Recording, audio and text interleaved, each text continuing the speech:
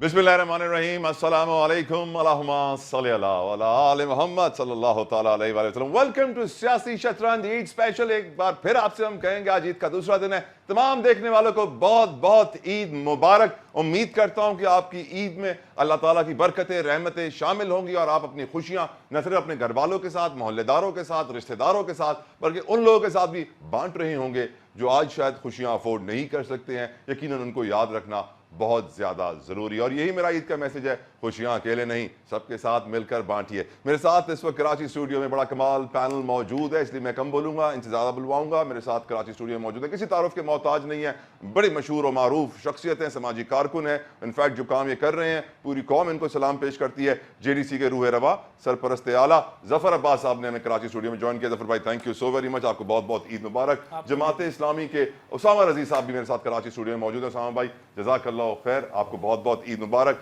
साथ साथ मुझे स्काइप पे ज्वाइन किया है पाकिस्तान पीपल्स पार्टी के सीनियर रहनुमा कादर खान मंदोखेल साहब। बहुत बहुत शुक्रिया कादर खान मंदोखेल साहब आपकी कीमती वक्त के लिए, आपको बहुत बहुत ईद मुबारक। और साथ साथ आजाद चाय वाला साहब भी हमारे साथ मौजूद है, उनको भी हम बहुत बहुत ईद मुबारक कहेंगे और वेलकम कहेंगे अपने इस खुसूसी प्रोग्राम में। लेकिन इससे पहले कि हम गुफ्तगू का आगाज करें, मेरे प्रोड्यूसर साहब चाहते हैं फौरन से एक ब्रेक ले लूं। जल्दी से एक ब्रेक लेते हैं, वापस आते हैं, आप कहीं मत जाइएगा।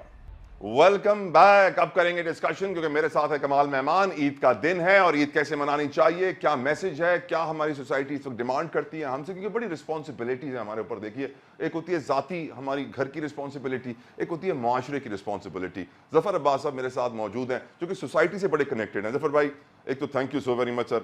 मैं बड़ा आपसे प्यार भी करता हूँ, आपका एहतराम भी करता हूँ और मैं समझता हूँ आप जो काम कर रहे हैं वो खिराज तहसीन के लायक है। और आज जो हमारी सोसाइटी है, ईद का पैगाम जफर भाई क्या देंगे? देखिए, ईद का दिन जो है इस वक्त पाकिस्तान में शायद अपनी पूरी तारीख का सबसे अजीब दिन आज का दिन गुजर रहा है, क्योंकि सैकड़ों ऐसे ख़ानदान हैं, लाखों ऐसे ख़ानदान हैं बल्कि, जिनके घरों में उनके बच्चों ने ईद के नए कपड़े नहीं पहने हैं। हमारे वो तमाम रिश्तेदार जिनसे हम इसलिए नहीं मिलते हैं, शायद उनके पास हमारे जितने पैसे नहीं हैं, उनके यहाँ ईद के दिन सवई वहीं कुछ नहीं बनी है, क्योंकि उनका सवई से बड़ा प्रॉब्लम है कि ईद के दिन खाना बनेगा कि नहीं बनेगा। जहाँ पर लाकर आज इक़्तिसादी सूरत हाल ने एक लोअर मिडिल क्लास को तबाह बर्बाद किया है, बल्कि मैं कहता हूँ कब्र के अंदर गाड़ दिया है, उसकी कोई मिसाल ही नहीं मिल रही है। कोई रिलीफ पैकेज का अनाउंसमेंट नहीं हुआ, कोई ईद पैकेज के नाम पे दे देते कि ये लो 3 दिन अपने घर में खाना बना लेना, 5,000 रुपये ले लो, कोई ऐसा ऐलान नहीं हुआ। मैं अभी ईद के करीब जिधर भी गया हूँ, आप यकीन जाने, मैं अभी 28वें रमज़ान की सहरी पे मैं मौजूद था। लकी वन जो कराची का सबसे बड़ा शॉपिंग मॉल है, वो आपको पता है, जो फूड राइडर्स होते हैं उनको बैग लेके अंदर जाने की इजाज़त होती, बाहर खड़े हुए थे। तो मैं वहाँ गया तो वहाँ 8-10 खड़े थे। मैंने उनसे पूछा कि भाई क्या अपने बच्चों को शॉपिंग करा ली ईद की? तो उन्होंने बोला शॉपिंग, हमारा खाना पूरा नहीं हो रहा यार, आप कैसी बातें कर रहे हैं? तो क्या मतलब? मैं आप देखने वालों से सवाल कर रहा हूँ, तो ईद क्या सिर्फ आपकी है? ये जो हमारे कराची के लाखों नौजवान जिनको रोज़गार, सरकारी नौकरियां नहीं दी जाती, जिनके पास पढ़े लिखे होने के बाद आज वो मोटरसाइकिल पे लोगों के घरों पे निहारी, चना, चाट, पकोड़े, समोसे पहुंचा रहे हैं, उनके घरों में माएँ, बेटे, बेटियां, बहनें, उनके अपने बच्चे नहीं हैं। वो इस वक्त मेरे ख्याल में बहुत सारे लोगों ने अपने चैनल्स बंद कर दिए होंगे कि नहीं भाई, यहाँ पर तो रंग बिरंगी मिठाइयाँ दिखा रहे हैं, आज ईद के दिन अच्छे कपड़े दिखा रहे हैं, लोग मिल रहे हैं, मुबारकबाद दे रहे हैं। हमारे घर तो कोई इसलिए नहीं आता, हम गरीब हैं, हमारे यहाँ परेशानी है, बीमारियाँ हैं, डिप्रेशन है, टेंशन है, मालिक मकान का 6 महीने का किराया चढ़ा हुआ है, बच्चों के स्कूल के एडमिशन कैंसिल हो गए। हमें तो ईद पे किसी ने नहीं पूछा। दूसरों के बच्चों को लोग ईदियाँ दे रहे हैं 100, 500, 1000, 10,000, हमारे बच्चों को 10 रुपये ईदी देने वाला नहीं है।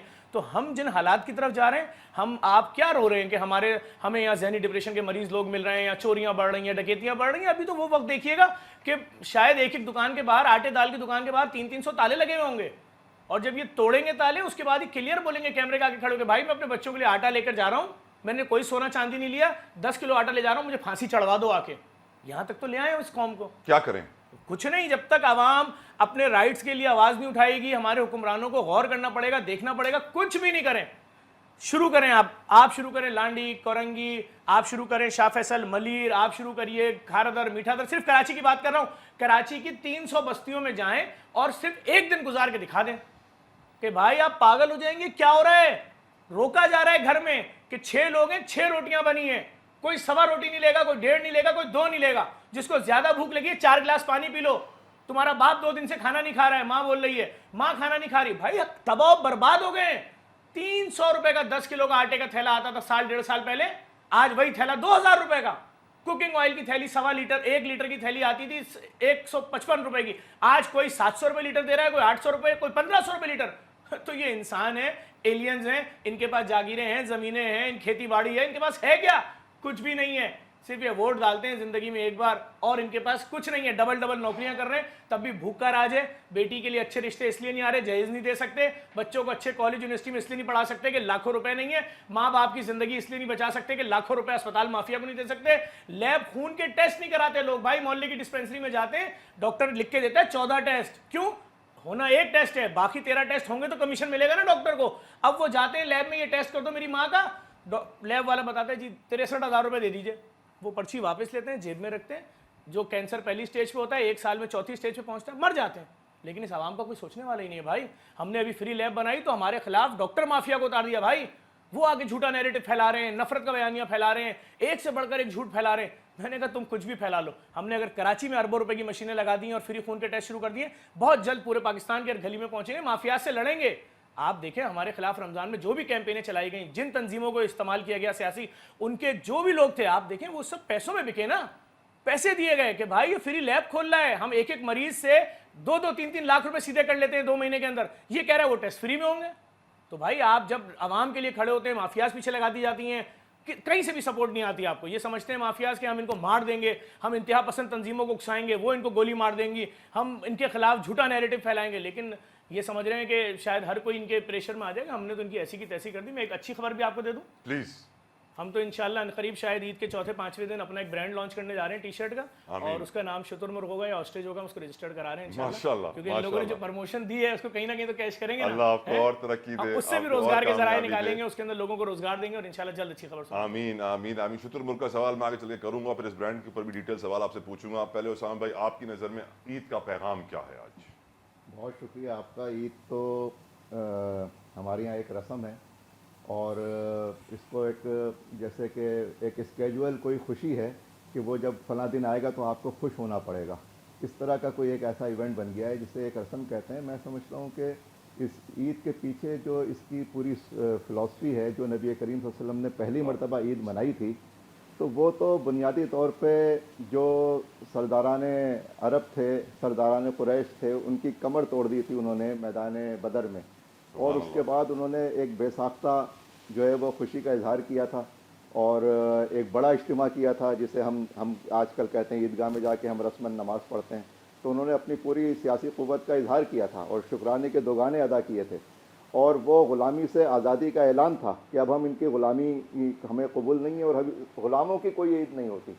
मसला यह है कि इस वक्त बहैसियत मजमूई पूरी कौम, एक पूरी उम्मत ही आप कह लें कि ग़ुलामी की ज़ंजीरों में बंधी हुई है, और ग़ुलामी के अपने असरात हैं, अपने नताइज हैं, अपने सारे उसके सिम्टम्स हैं, जितने यहाँ पे अभी बयान भी किए जा रहे थे, और उसकी जितनी किस्में बयान की गई हैं उसको मैं 10 से मल्टीप्लाई कर सकता हूँ, 100 से भी मल्टीप्लाई कर सकता हूँ। तय दर तय इस कदर जुल्म है, मजालिम है। लेकिन मसला यह है कि जो इन मजालिम का सद्देबाब ईद के हवाले से हमारी फ़िलासफ़ी में मौजूद है, जो हमारी पूरी थाट है, उसको माइनस करके हम जो है वो रज़ाकाराना चीज़ों के ऊपर चले जाते हैं, या हम समझते हैं कि बस हमें एक स्केजुअल है, हमें खुशी मनानी है, हमें कपड़े पहन लेंगे तो हम खुश हो जाएंगे, या कुछ लोग जो है वो कपड़े कहीं से मिल जाएंगे तो खुश हो जाएंगे। लोग कपड़े बांटते भी हैं, लोग मदद भी करते हैं। मैं समझता हूँ इस तरह की चीज़ों में पहला मसला ये है कि वो जो बुनियादी इशू है वो एड्रेस होना चाहिए कि ये जो हालात पैदा हुए हैं, जो तबाही और बर्बादी है, ये जो पसमानदगी है, ये जो इस्तेहसाल है, ये जो नाइंसाफ़ी है, ये जो जुल्म की सियाह रात है, ये पैदा कैसे हुई है? ये दरिया बह के कहाँ से आ रहा है? जहाँ से ये दरिया बह के आ रहा है उस दरिया को आप बहने दें, और उसको जो है वो कहें कि उसको तो नज़रअंदाज कर दो, और बस आप जो है वो छोटी मोटी चीज़ों के अंदर जो है वो लोगों को के ऊपर लग जाएं और समझें कि इससे हमारी सेटिस्फेक्शन हो रही है। तो मैं समझता हूँ कि हमें जो है वो इस किस्म की अफ्यूम से भी जो है वो मतलब रिलीफ मिलना चाहिए, देना चाहिए। मैं उसको मना नहीं कर रहा, मैं उसको कोई मतलब उसके हवाले से कोई मनफी बात भी मैं नहीं कह रहा, वो बहुत अच्छी बात है, उसको अप्रिशिएट करना चाहिए। लेकिन बुनियादी मसला सियासी है। बुनियादी मसला यह है कि हम अब पूरी कौम ग़ुलामी के एक निज़ाम में जकड़ी हुई है। बुनियादी मसला यह है कि इस्तेहसाली निज़ाम है, और इस्तेहसाली निज़ाम चंद ताकतवर लोगों के हाथ में है, और जब तक उन ताकतवर लोगों ने का ये जुल्म का बाज़ार गर्म रहेगा, वो जो दरिया है उनकी तरफ से जो रोज़ाना करोड़ों की तादाद में लोगों को पैदा करता है वो बहता रहेगा, तो आप सैकड़ों की तादाद में कुछ लोगों को कुछ दिन के लिए कोई एक खैरात और ज़कात देकर और रिलीफ देकर आप ये सेटिस्फाई करेंगे अपने आप को। तो मैं समझता हूँ कि ये भी सिर्फ यहीं तक, अगर बात इससे आगे जाती है बहुत अच्छी बात है, ये भी बहुत अच्छी बात है, लेकिन अगर बात सिर्फ यहीं तक रहती है और बकिया चीज़ों को ये कह दिया जाए कि वो जो है कोई कुछ नहीं कर रहा और कोई और बकिया लोग सियासी वो है, भाई मसला ही सियासी है। आप अगर इस सियासी मसले को एड्रेस नहीं करेंगे तो आप जालिम की सपोर्ट कर रहे हैं, आप इस्तेहसाल की मदद कर रहे हैं, आप उसे तक़वियत दे रहे हैं। लिहाजा जब तक आप जुल्म के इस पूरे निज़ाम को, जालिमों की इस पूरी इजारादारी को, जो इन तमाम मजालिम के जिम्मेदार हैं, उनको एड्रेस नहीं करेंगे तो फिर आप लोगों को मतलब छोटी मोटी चीज़ों में नहीं उलझाएं। कोई ऊंच नीच होती है किसी का तो उसको भी इतना इशू नहीं बनना चाहिए। बुनियादी मसला यहाँ पर ये दौड़ नहीं है कि कौन जो है वो फलाही काम ज़्यादा कर रहा है, कौन रजाकाराना काम। भाई ये रजाकाराना काम का इशू नहीं है, जो जुल्म की सियारात है ये पूरा सिस्टम है। यहाँ पे जागीरदारों की इजारादारी है, यहाँ सरमायादार अरबों रुपए रोजाना लूट के ले जाता है, उनको वॉक ओवर मिला हुआ है, उनको वॉक ओवर दिया हुआ है कि वो जो चाहे करते रहें। यहाँ इतनी बड़ी डकैतियां होती हैं, यहाँ सियासी डकैती होती है, यहाँ माशी डकैती होती है, यहाँ समाजी डकैती होती है, यहाँ पर तालीमी डकैती होती है, यहाँ इलाज की डकैती होती है, चोर बाजारी का एक बाजार गर्म है। यहाँ पर हुकूमतें ये सारा काम कर रही हैं, हुकूमतों को वॉक ओवर मिला हुआ है। वाह भाई वाह, ये बड़ी अच्छी बात है। हुकूमतों को कुछ नहीं कहो, जालिमों को कुछ नहीं कहो, यजीदों को कुछ नहीं कहो, और बस कहो कि तो यजीद साहब अस्सलाम वालेकुम, आप बहुत अच्छे हैं, हम बकिया रज़ाकाराना काम हम कर रहे हैं। ये काम नहीं होना चाहिए। वो दौर है जिसके अंदर अल्लाह हमें माफ करे, हमें हिदायत दे, सीधी राह दिखाए, सिरात मुस्तकीम दिखाए, जहां लोग अपने बच्चों का नाम यजीद रख लेते हैं। मैं तो हैरान हो जाता हूं कि थोड़ी तो फिरौन भी रख लेना चाहिए। मतलब कोई हद ही नहीं है। हम इतने गिर गए हैं कि इससे ज्यादा हम गिर सकते ही नहीं थे। एक ब्रेक मुझे लेने का कहा जा रहा है, ब्रेक के बाद मैं कादर खान मंदोखेल साहब से पूछूंगा ईद का पैगाम क्या है, आजाद चाय वाला साहब से पूछूंगा ईद का पैगाम क्या है। जल्दी से ब्रेक लीजिए, वापस आइए, don't go anywhere, will be right back. Welcome back, Eid special सियासी शतरंज में आपको एक बार फिर मैं खुश आमदीद कहूँगा। और आज जो गुफ्तगू हो रही है, यकीनन आगाज़ में मैं यही सवाल पूछता हूँ सबसे पहले कि ईद का पैगाम क्या है। और ब्रेक से पहले ज़फ़र अब्बास साहब से, उसामा रज़ी साहब से मैंने सवाल पूछा। अब मैं पूछना चाहूँगा कादर खान मंदोखेल साहब हमारे साथ मौजूद हैं फ्रॉम पाकिस्तान पीपल्स पार्टी। मंदोखेल साहब, बहुत बहुत आपको ईद मुबारक, बहुत शुक्रिया आपके वक्त के लिए। आपकी नज़र में ईद का पैगाम आज क्या है सर? बहुत शुक्रिया। सबसे पहले तो आपको पैनलिस्ट को, आपके देखने वाले को, पाकिस्तान और दुनिया भर के मुसलमानों को ईद मुबारक हो। खैर मुबारक। और अब ईद भी हम रस्मन मना रहे हैं या मजबूरन मना रहे हैं, और अगर मना रहे हैं तो हमें कोई एहसास नहीं है कि हमारे पड़ोसी जो है ना, उसके क्या बच्चों के पास ईद के कपड़े हैं, उसके पास खाने का है, हमारे रिश्तेदारों में, हमारे आसपास में। तो बस एक बाजार गर्म है। और ज़फ़र अब्बास साहब ने बड़ी अच्छी बात ही की, मैं उसको थोड़ा सा आगे बढ़ाना चाहता हूँ और ये कहना चाहता हूँ कि जिस हदीस मुबारक है कि जैसे अवाम होंगे वैसे हुक्मरान होंगे। आप मुझे बता दे, बैसते अवाम, बैसते माशरे, कौन आदमी करप्ट नहीं है? करप्ट अगर नहीं है तो वो आदमी नहीं है जिसको मौका नहीं मिल रहा है।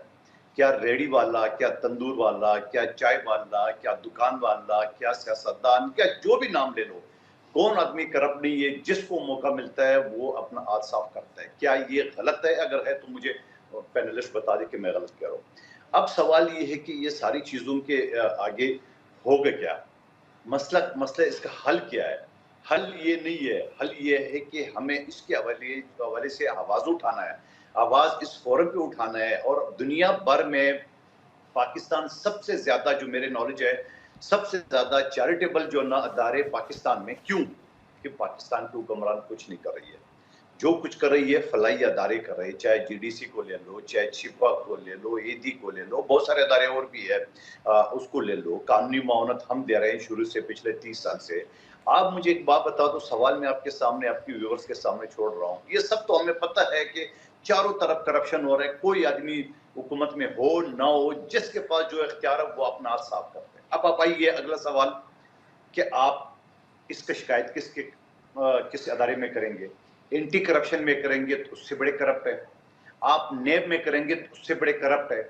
और आपको मैं ये भी बात बताऊं, पिछली असेंबली में जहां मुझे मौका मिला, वहां पे मैंने एक बिल पेश किया, सवाल पेश किया है कि नेब के अफसरान की, इनकी मुलाजमीन की बताया जाए कौन है, क्या क्वालिफिकेशन है, क्या टैक्स दे रहे हैं। तो पता चला कि 90% लोग वो कानून से कोई ताल्लुक नहीं है, वो कोई इंजीनियर है, कोई दूसरा है। अब आप बताओ कि नेब की तफ्तीश इंजीनियर करेंगे? ये आपके सामने मैंने डोमिसाइल के ऊपर बिल पेश किए कौमी असेंबली में कि भाई कानून ये है, सेक्शन 17 का सिटीजन एक्ट का, कि 1 साल जो बंदा जिस शहर में रहे उसको डोमिसाइल बनना चाहिए। उसके लिए यहाँ डिप्टी कमिश्नर जो दफातर है वो 50-50 60,000 है, भले आपका ताल्लुक अफ्रीका से हो, लेकिन जब एक जेन्युइन पाकिस्तानी जाएगा तो उससे 10 सवाल करेंगे, उसकी सारी चीजें रिजेक्ट करेंगे। तो सवाल ये है कि इन सारी चीजों का हल क्या है? हल ये कि जहां शिकायत आप करेंगे वो अदारे खुद करप्ट है, वो अदारे खुद करप्ट है और खुद की कोई एहतसाब होता है। मैं सबसे पहले जजेस की बात करूं, उनका एहतसाब होता है, उनकी जायदाद का कोई हिसाब है, उनकी अपने जो नवाजियात है उसका कोई हिसाब है, उनका कोई अकाउंट है उसका हिसाब है। आप बात करें मैं फौजियों का एहतसाब लूंगा, आप बात करेंगे मैं सियासतदानों को लूंगा। सियासतदान तो हर दौर में जो है ना वो पिसे, अगले दौर में फिर नवाजते, फिर पीसते, फिर नवाजते। क्या जजेस के खिलाफ भी कोई एहतसाब का है दारा? क्या उसके, हाँ मैं भी बता दूं, एहतसाब का दारा है, MIT कहता है, member inspection team high court.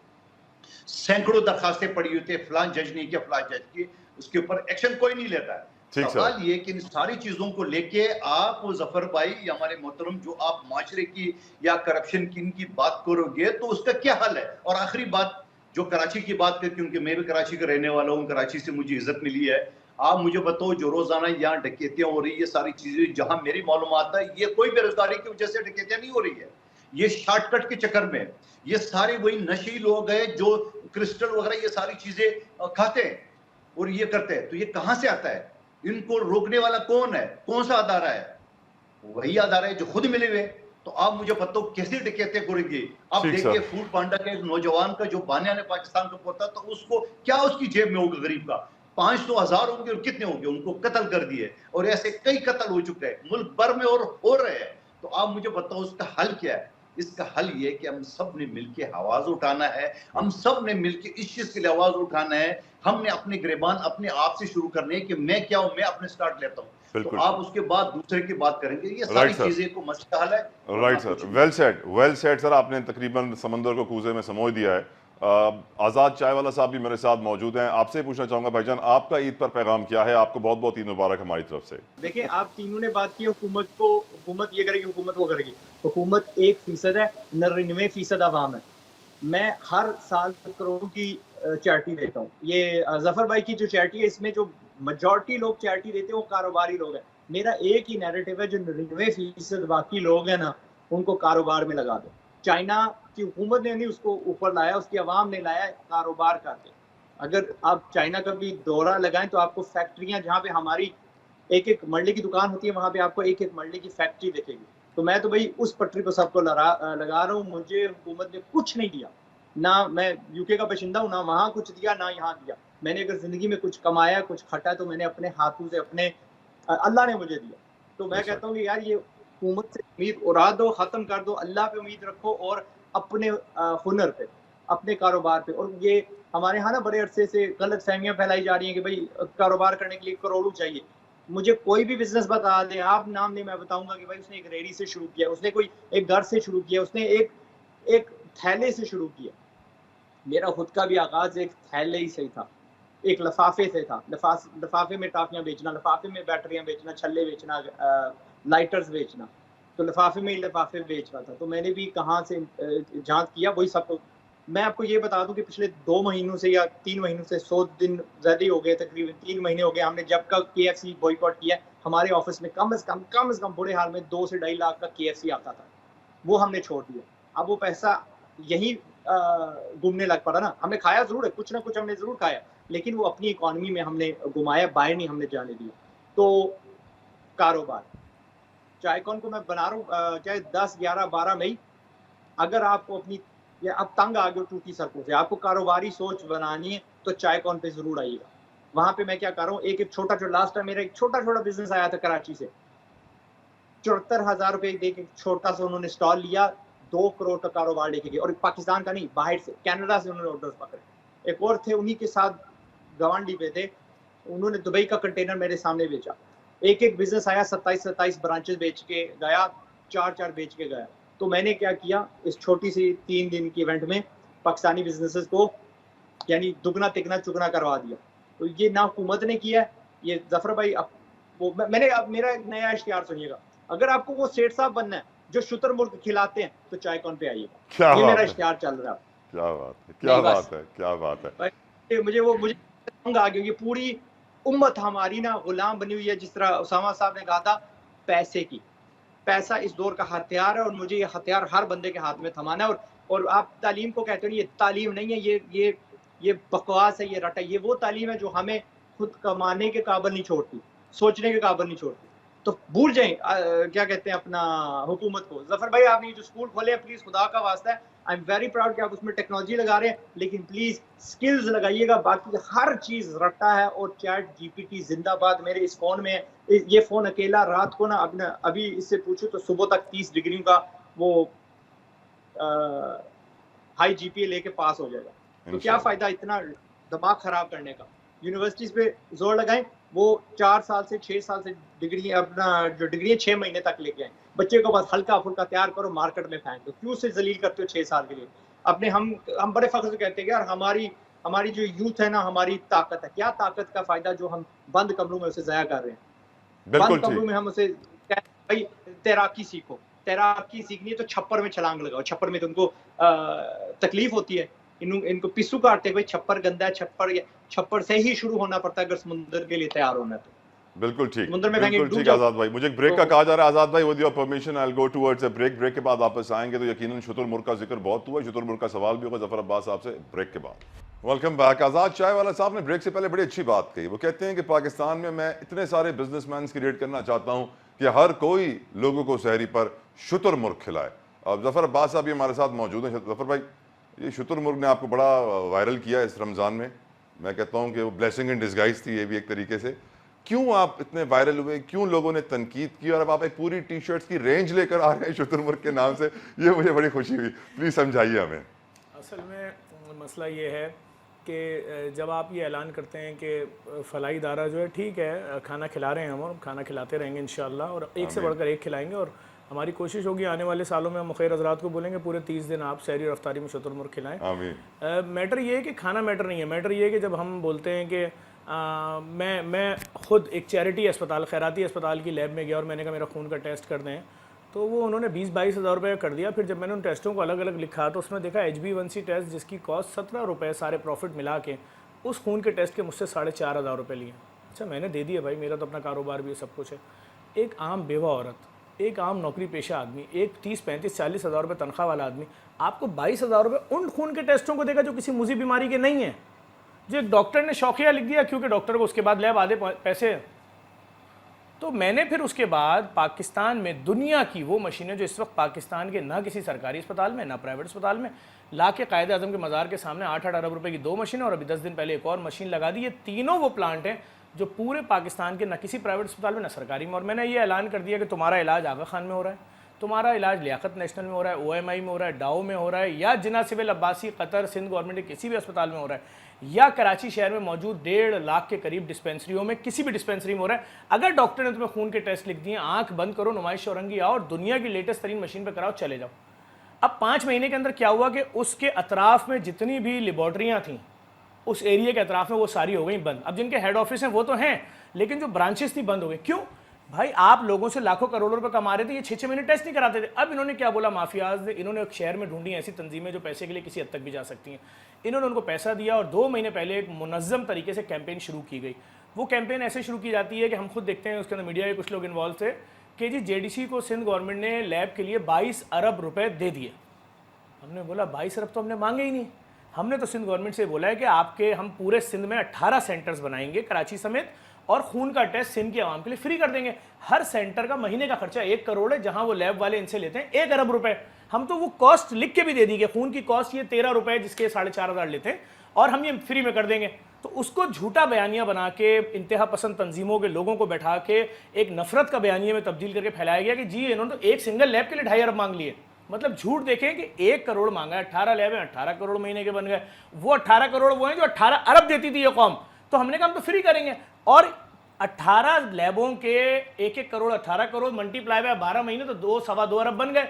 तो वो झूठा नैरेटिव लोगों तक अच्छा जिनके जरिए पहुंचवाया जा रहा है, हमें ये देखना पड़ेगा क्या इनके अपने जाती अस्पताल हैं प्राइवेट, क्या ये बड़े बड़े शॉपिंग मॉल को खरीद के अस्पतालों में बदलते हैं प्राइवेट, क्या इनकी अपनी कोई प्राइवेट लैब है नस्ला टावर के आसपास, क्या इन्होंने करोड़ों रुपए की मशीनें लगा के लोगों का खून चूसने का इंतजाम किया हुआ है, क्या इनका प्रीवियस ताल्लुक इंतहा पसंद तंजीमों से रहा है तो इंतहा पसंदों को सामने ला रहे हैं, पैसा खर्च कर रहे हैं, लेकिन मैं घबराने वाला नहीं हूँ, मैं फेस कर रहा हूँ और वक्त आने यानी पे आपकी फ्री लेबोरेटरी की वजह से आपके शुतुरमुर्ग को नहीं स्कैंडल नहीं, फ्री बनाया गया। लेबोरेटरी सिर्फ नहीं, सिर्फ फ्री लेबोरेटरी फ्री नहीं, हॉस्पिटल? हमने जो गली गली फ्री डायलिसिस सेंटर खोले हैं, डायलिसिस। सरजानी से लियारी उस तक, वजह से शुतुरमुर्ग को इशू बनाया माफियाज गया। हिट हो रही है ना। एक मरीज 10 साल में 3.5 करोड़ रुपए का डायलिसिस कराता है, हर एक दिन बाद 17,500 का। जब इनका धंधा डिस्टर्ब हुआ, इन्होंने देखा जो जो बिकाऊ तंजीमें थी उनको पैसा दिया, बोले एक साथ 30-30 हजार आईडियो से कैंपेन चलाओ। और मैं फिर आपको एक और बात इसको यहाँ आगे लेके चलूंगा लाइटर मोड में, कि मैं तो इन तंजीमों का शुक्रिया अदा करूंगा कि आप तो नंगे हो गए दुनिया के सामने कि आप इंतहा पसंद थे, हैं और रहेंगे, लेकिन हमारे लिए अच्छा ही हो गया कि आपने एक ब्रांड बना दिया शुतुरमुर्ग को। मेरे पास अब अगले साल इंशाल्लाह पूरी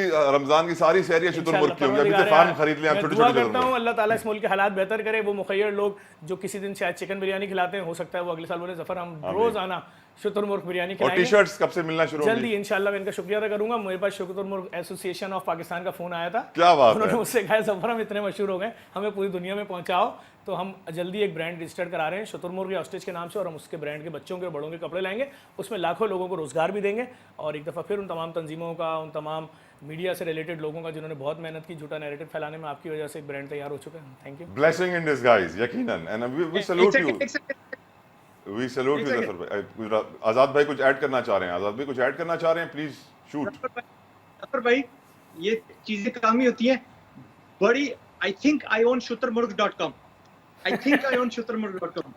अब आजाद भाई आपको देने को आजाद तैयार भाई है। कॉपीराइट मार दूंगा मैं आपको, कोई ऐसी हरकत नहीं होगी। वो गिफ्ट कर रहे हैं आपको। अच्छा हाँ, मैं फिर सही। $12,000 मैं आपको गिफ्ट फ्री करूंगा। यार thank you, thank you, thank माशाल्लाह, यू, थैंक यू, माशाल्लाह, बहुत शुक्रिया। Thank you. मेरे बहुत ख्याल से शुक्रिया। अल्लाह आप कबूल करे आपकी इस नियत को। आजाद भाई, आजाद मंदो खेल साहब को सर जाना है, तो वक्त कम है, तो कादर खान साहब अब बहुत जरूरी है सर, अब मुल्क के जो इस वक्त हालात हैं, स्पेशली कराची और सिंध की बात करें कादर भाई, तो continuously crime on the rise है, चाहे वो कच्चे के डाकू हों या शहर में सर आपने जिस तरह जिक्र भी किया फूड पैंडा के राइडर का। और सर पीपल्स पार्टी को बड़ा तनकीद का निशाना बनाया जाता है कि 15-16 साल से पावर में है, सिचुएशन को कंट्रोल नहीं कर पाई है। आपकी नज़र में सर जो मुआशी बदहाली है, क्या यही है असल क्राइम का इलाज, कि जब तक हम मुआशी बहाली नहीं करेंगे और बदहाली ख़त्म नहीं करेंगे तब तक हमारे यहाँ क्राइम ख़त्म नहीं होगा? क्योंकि नौकरियाँ बन नहीं रही हैं, MBA करके लोग घरों में बैठे हुए हैं, बेरोज़गारी, और नबी करीम सल्लल्लाहु अलैहि वसल्लम का फरमान आली शान है कि भूख इंसान को कुफर पर मजबूर कर देती है। तो ये जो बढ़ती भूख है सर, इसका खात्मा जफर भाई तो कर रहे हैं JDC के जरिए, सैलानी भी कर रहा है, ईदी भी कर रहा है और भी इदारे कर रहे हैं, लेकिन हुक्मरानों की असल जिम्मेदारी है सर। और आपको मालूम है सर वो वीडियो भी वायरल हुई भी है एक मौलाना साहब की, वो कह रहे हैं कि हम सिंध हुकूमत को बद्दुआएं निकालेंगे। जी देखिए, आपने मेरे साथ तारुफ तो करा ली है, लेकिन पिछले 30 साल से मैं एक वेलफेयर ट्रस्ट चला रहा हूँ माशाल्लाह, ट्रस्ट के नाम से, जो माशाल्लाह, मुफ्त कानूनी इमदाद देता हूँ सुप्रीम कोर्ट तक। और मेरे ट्रस्ट का कोई अकाउंट नहीं है, क्योंकि मैं चंदा डोनेशन कुछ नहीं लेता हूँ। जो मेरी अपनी ज़ाती इनकम है एज ए वकील, तो मैं उसी पे करता हूँ, मेरा कोई अकाउंट नहीं है, नंबर एक बात। और इस हवाले से मुझे इन चीज़ों का केसेस का बड़ा तजर्बा भी है, क्रिमिनल केसेस का, बड़े केसेस हमने किए पिछले 30 साल से। ये रोजगारी का नहीं है, ये बेरोजगारी की वजह से नहीं है, बिल्कुल मैं इस चीज़ से मुतफिक नहीं हूँ। असल में जब आपका क्रिस्टल, आपकी चरस, आपके शराब, आपके सारे नशे की जो अड्डे हैं और खुलेआम चल रहे हो और पुलिस की सरबराही में चल रहे हो, तो फिर आप मुझे बताओ कि ये जो नशे लोग हैं वो अपना खर्चा कहाँ से पूरा करते हैं? सर शराब के लाइसेंस तो गवर्नमेंट ने खुद दिए हुए हैं सर, घुट्टे दुकानें बनी हुई है, वहां से बच्चों को भी मिल जाती है सर। जी बिल्कुल मिल जाती है, और मुसलमानों को मिल जाती है, जबकि हिंदुओं के नाम पे लाइसेंस होता है। ठीक है, वो एक अलग पूरे पाकिस्तान में चल रहा है, जहाँ नहीं भी शराब की दुकानें, वहाँ बड़े बड़े होटलों में इनके ब्रांचेस जो है खुले हुए थे, हर जगह सबको पता है। और फिर आजकल तो ऑनलाइन सिस्टम है, आजकल तो ये सारे नशे आप ऑनलाइन मंगाते हैं, बच्चे मंगाते हैं, यूनिवर्सिटी के बच्चे मंगाते हैं। तो मैं समझ रहा हूँ ये बेरोजगारी की वजह से नहीं है। दूसरा सवाल आपने कच्चे के डाकुओं के हवाले से किया, बिल्कुल इसके ऊपर भी हमारी बड़ी डिबेट हुई है, बड़ी बात हुई है। मैं सवाल करता हूँ मैं इस चीज़ के लिए कि ये कच्चे के डाकुओं का पिछले दिनों में मेरे पास एक वीडियो है, डाकुओं के पास टैंक था। अब आप मुझे बताओ, ये टैंक तो सोशल मीडिया के जरिए तो नहीं उसको उन्हें मंगाया, आज जो बड़े बड़े हथियार है वो कहाँ से आ गए इनके पास? और फिर मेरे हिसाब से बड़ा आसान सा हल है इसका लिए, ये लोकल लोग उनके साथ मिले हुए हैं। और जैसा कच्चे की जमीन कहते हैं कच्चे के डाकुओं के नाम से, वो कच्चे की जमीन किसके नाम पे? मैं तो ये कहूंगा, मशवरा दूंगा पीपल्स पार्टी की हुकूमत को भी, सिंध का भी, और IG को, रेंजर्स को, इन सबको, कि आप ये मुझे बता दें कि ये आप कच्चे की जो जमीन है उसकी लिस्ट मंगा ले, 1000 एकड़ होगा, 2 होगा, 10,000 एकड़ होगा, उन सब के नाम मंगा दे, किसके नाम पे अलाट हुआ है, उनको तड़ी दे कि आपको आइंदा आपकी जमीन पे मैंने कुछ डाकू देगा, तू सबसे पहले डाकू से पहले जाएगा और जमीन भी कैंसिल होगी। तो ये जो पालने वाले हैं वो लोकल लोग हैं, वही उनके साथ मिले हुए हैं और सरपरस्ती हमारी पुलिस और दूसरे लोग कर रहे हैं। अच्छा, अब ये है कि पिछले दिनों में ईद से पहले chief justice Sindh high court ने एक मीटिंग बुलाई है और आईजी, डीआईजी सबको, रेंजर को सबको बुला ली है जी, ये खत्म करे ये सारे डकिए सारे। तो मेरे सवाल में वैसे तो कानून के तालिब इल्म ज़हन में आता है कि खुदा का वास्ता चीफ जस्टिस साहब, आपके सामने ये जितने भी अफसरान बैठे हुए, सर झुका के बैठे हुए, आपने 15 दिन की रिपोर्ट मांगी, वो 15 दिन क्या आपको कल रिपोर्ट दे देंगे?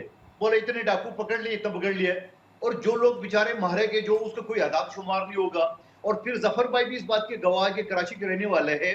तो अब पिछले दिनों में मेरे बेटे को होटल के सामने गन मोबाइल छीना, और जब मोबाइल छीना होटल वाले ने चीखा कि चोर चोर, तो मेरे बेटे के सर पे बट मारा, 4 टांगे लगे। मैं सुप्रीम कोर्ट का वकील, साबिक पार्लियामेंटेरियन रहा हूं, मैंने इसकी एफआईआर दर्ज नहीं कराई। उसकी वजह है कि क्या मैं अपना 16-17 साल के बच्चे को जाके थाने कोर्ट कचहरी के चक्कर में लगाऊं? ये तफ्तीश हो रही, ये बयान हो, ये हो, फिर मुल्जिमान के सामने खड़ा होगा, फिर 2 घंटे बाद पेशी होगी, फिर पेशी पता नहीं गवाही होगी नहीं होगी, फिर अगले तारीख है। तो मैंने अपने बच्चे को न तो मैंने एफआईआर की, और ऐसे बहुत सारे कराची के लोग हैं जो नहीं दर्ज करते इन प्रोसेस की वजह से। तो सवाल ये है, फिर ये सवाल है चीफ जस्टिस साहब से कि भैया आपने ये सारी चीजें छोड़ दे, जो आपका काम वो करे। आपकी मातहत अदालतें इन्हीं डाकुओं को, इन्हीं दहशतगर्दों को, इन्हीं कातिलों को जमानतें क्यों देती है? किस बात पे देती है? उसके ऊपर आप तवज्जो दे दे, जो दुनिया में आप 139 नंबर पे हो। तो मेरा सवाल ये, यहाँ तो जिसका जो काम नहीं है वही करता है, जो काम है वो नहीं करता है। मुख्तसर सवाल ये है। राइट मंदोखेल साहब, वेल सेड। यकीनन आपने हमें अच्छे तरीके से समझा दिया है। उसामा भाई, अब आप क्या सोल्यूशन देंगे? What is to be done, what is not to be done? हम किस तरह आगे बढ़ें, अपनी माशरे को किस तरह आगे बढ़ाएं? देखें तलब भाई, हमारे माशरे में आगे हम किस तरह आगे बढ़े का मतलब यह है कि पूरी कौम आगे बढ़े। जी हाँ, ये नहीं कि एक तबका आगे बढ़ रहा है, सेल्फिश नहीं सिर्फ होना है। एक गिरोह आगे बढ़ रहा है, एक क्लास आगे बढ़ रही है, एक रूलिंग क्लास, एक एलीट कैप्चर, एक मखसूस 1% से भी कम अशराफिया आगे बढ़ रही है, पूरी कौम पीछे जा रही है। एक ऐसा निज़ाम है जिसमें अमीर तरीन होता चला जा रहा है और एक गरीब तरीन होता चला जा रहा है, और हम सिर्फ गरीब का नोहा पढ़ते हैं। और जिन हुकूमतों की वजह से जो इसके असल जिम्मेदार हैं, उन हुकूमतों से हम भीख मांगते हैं कि हजरात थोड़ी सी हमें भीख दे दीजिए, हम लोगों की फलाह का काम करना चाहते हैं। भाई, इन हुकूमतों का गिरेबान क्यों नहीं पकड़ते? लोगों से ये क्यों नहीं बताते कि ये हैं वो जिम्मेदार? तुम्हारे अरबों रुपए तालीम का बजट आपको पता है कितना है? अरबों रुपए तालीम का बजट है। आप प्राइवेट स्कूलों, यहाँ पे ये इलाज का बजट कितना है आपको मालूम है? यहाँ पे बकिया तमाम चीज़ों का बजट कितना है आपको मालूम है? और ये बजट कहाँ जा रहा है? अरबों नहीं, खरबों रुपए कहाँ जा रहे हैं? और हम लाखों रुपए की खैरात करके, लाखों रुपए की मदद करके अपने आप को सेटिस्फाई कर रहे हैं। तो मैं, देखिए, एक बात यहाँ पे भी हुई है, मैं उसकी वजाहत चाहता हूँ जी। यहाँ ये बड़ी आसानी से कह दिया जाता है कि जैसे अवाम होते हैं वैसे ही हुक्मरान होते हैं, जिम्मेदार तो हुक्मरान हैं। भाई, मसला ये नहीं है, ये तारीख की एक कहावत है जिसको इस हुक्मरान तबके ने उलट दिया है। अरबी की असल कहावत यह है कि अन्नासो अला दीन मुलूकिहिम, जैसे बादशाह जैसे हुक्मरान होते हैं वैसे ही अवाम होते हैं। इसलिए होते हैं कि परनाला हमेशा ऊपर से नीचे गिरता है। बुराई का दरिया हो या अच्छाई का दरिया हो, ये नीचे से ऊपर नहीं जाता, ये ऊपर से नीचे आता है। ये दरमियान में जो बुलूक हैं, बादशाह हैं, जाबिरों ने, आमिरों ने ये कहावत उलट दी है। तारीख का सबक यह है कि जैसे हुक्मरान होंगे वैसे ही अवाम होंगे, और हुक्मरानों का रिफ्लेक्शन होता है जो अवाम पे नजर आता है। अब हुक्मरान करप्ट होंगे, अवाम करप्ट होना शुरू हो जाएंगे। हुक्मरान जालिम होंगे, अवाम जालिम होना शुरू हो जाएंगे। बुराई की जड़ भी हुक्मरानी है और इस्लाह की जड़ भी हुक्मरानी है। लिहाजा हमारे मुल्क पे जो सरमायादाराना निज़ाम मुसल्लत है, जो यहाँ पे जागीरदाराना इजारादारी है, जो यहाँ पे यहाँ ये ताकत और सिफारिश का निज़ाम है। इस ताकत के निज़ाम में ताकत हासिल की जाती है दौलत और जागीरदारी के जरिए, और सिफारिश हासिल की जाती है ब्यूरोक्रेसी की इख्तियारात के जरिए। आम आदमी का इसमें कोई अमल दखल नहीं है, लेकिन आम आदमी को एजुकेट नहीं किया जाता। आम आदमी को सिर्फ अफ्यूम दी जाती है। जनरल जिया के ज़माने में एधी की अफ्यूम दे दी गई, उसके बाद मजीद अफ्यूमें जो है वो आप पैदा करते चले जाएं और हुक्मरानों को कहें कि ये तो सही है, हुक्मरानों जो इस चीज़ के असल जिम्मेदार हैं उनको प्रोटेक्ट करते रहें, हम उनके खिलाफ कोई बात ना करें, उनके एक तरह से हम मददगार बन जाएं। मैं समझता हूं कि हमें अवाम को प्रॉपर्ली एजुकेट करना चाहिए कि हुकूमतें हैं जो आज तुम्हारी ज़ुर्बत की जिम्मेदार हैं, हुकूमतें हैं जो इस्तेहसाल की जिम्मेदार हैं, और ये हुक्मरान तबका है जिसने जुल्म और इस्तेहसाल की ये सियारात मुसल्लत की हुई है। सबको मिलकर इसमें हिस्सा डालना चाहिए, इसको लेकर आगे चलना चाहिए, और ये अवाम की ताकत से होगा। और मैं समझता हूं अवाम तक ये मैसेज हमारा पहुंच रहा है। ये जो सियासी एजुकेशन है, अवाम की असल सियासी खिदमत या अवाम की माशी खिदमत, वो ये है कि आप उनको प्रॉपरली एजुकेट कर दें कि मसले की खराबी की जड़ कहां पर है और इस्लाह की जड़ कहां पर है। उसके अलावा कुछ करेंगे तो आप, मैं माफ़ कीजिएगा, मैं समझता हूं कि आप सिर्फ रबर बैंड को खींचते रहेंगे और खींचते चले जाएं और खींचते चले जाएं, ये और जिंदगी इसी तरह से गुजरती रहे। आजाद चाय वाला भाई, आपके क्लोजिंग रिमार्क्स प्लीज। और ऑफ कोर्स आप हमेशा बिजनेस को प्रमोट करने की बात करते हैं, बड़ी तादाद में ब्रेन ट्रेन हो रहा है, नौजवान मुल्क छोड़ के जा रहे हैं और बिजनेस करने वाले को यहाँ रिश्वत वहां रिश्वत, FBR ये BR वो BR, कहाँ का रिश्वत देगा नौजवान। तो आप समझाइए सर, आपके क्लोजिंग रिमार्क्स क्या है इस डिस्कशन पे? बावजूद बुरे हालात के 90% जब अवाम सुधर जाएगी तो इन्हीं से बाद में हुकूमत बनती है।